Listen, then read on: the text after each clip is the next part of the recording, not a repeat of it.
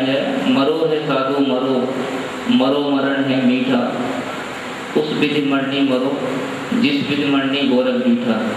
वो कहते हैं कि मरना बहुत अच्छा है, आप मरो, लेकिन ऐसे नहीं मरो जैसे कि सब मर रहे हैं, एक दिन तो सबको मरना ही होता है।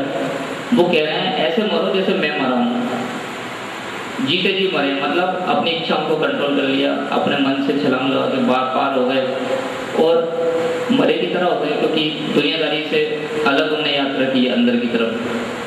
तो बाहर के लिए तो वो एक तरह से मर गए, लेकिन वो मरे नहीं है, बाहर भी देख रहे हैं वो। लेकिन वो कह रहे हैं कि अब मैंने ना मौत को भी मार दिया, यानी कि वो कह रहे हैं ऐसे मरो, उस विधि मरनी मरो, जिस विधि मरनी गोरख बीठा।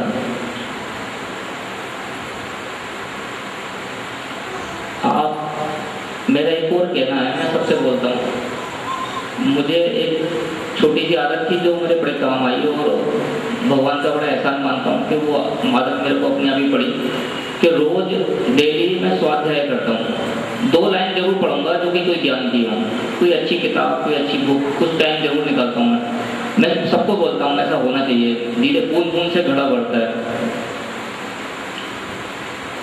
जैसे जैसे हमारी जानकारी बढ़ती है वैसे वैसे हम मुक्त और स्वतंत्र होते जाते हैं, हमारी छोटापन कम होता है, क्षुद्रता कम होती है, हमारे अंदर विराट जगत को देखने की क्षमता बढ़ जाती है। वो जो कुंडलिनी शक्ति जिसकी मैं बात कर रहा हूँ, वो अभ्यास से, कुछ क्रियाओं से, कुछ योगिक क्रियाओं से, कुछ बंद मुद्राओं से जागृत हो जाती है।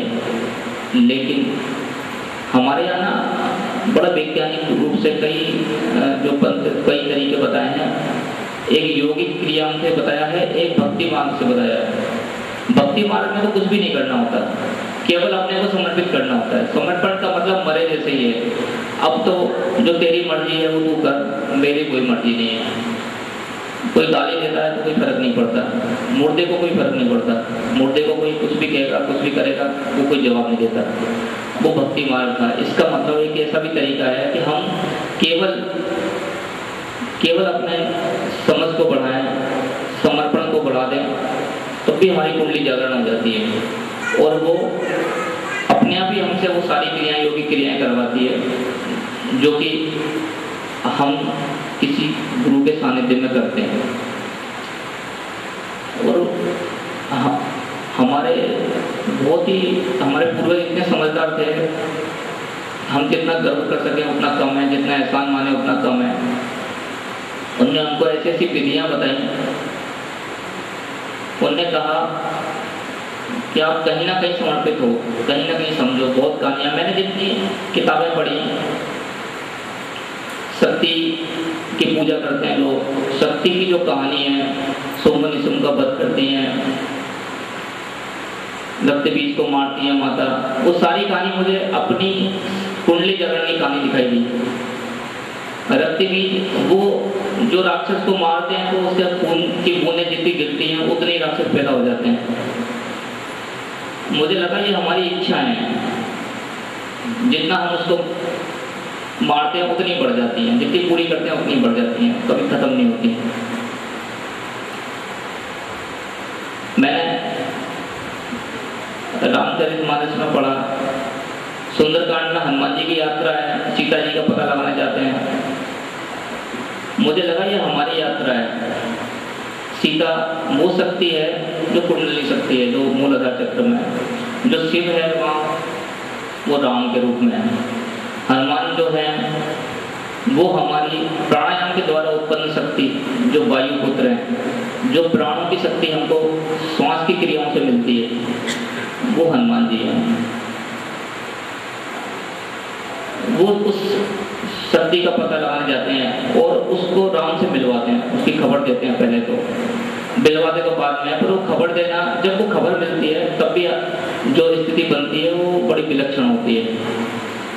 उसमें वो यात्रा नहीं करते हैं, जल जल सुरसा बदन बढ़ावा, ताजो धूम कभी रूप दिखावा।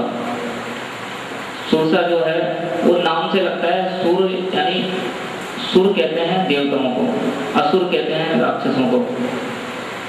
सुरसा ऐसा लगता है जैसे देवताओं से रिलेटेड कोई नाम है, देवताओं की तरह सुरसा।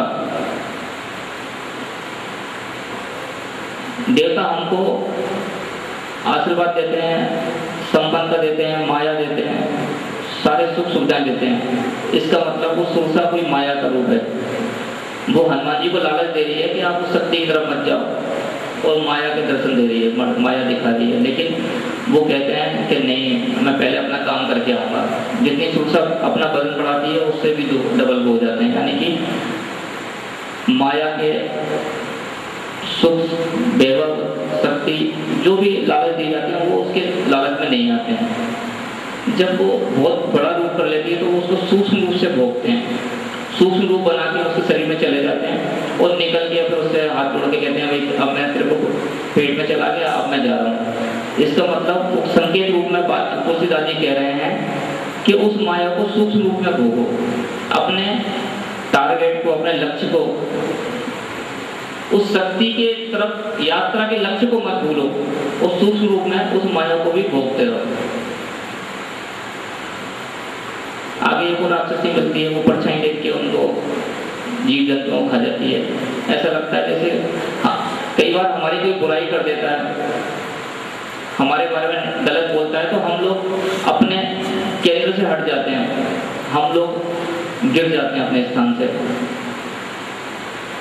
तो हनुमान जी को कोई प्रभाव नहीं पड़ा। ऐसे सारी यात्राएं होते होते वो वहां तक पहुंच जाते हैं। तो संकेत रूप में ये कहानियां हमारी कुंडली जागरण की शक्ति का तरफ यात्रा की कहानियां हैं।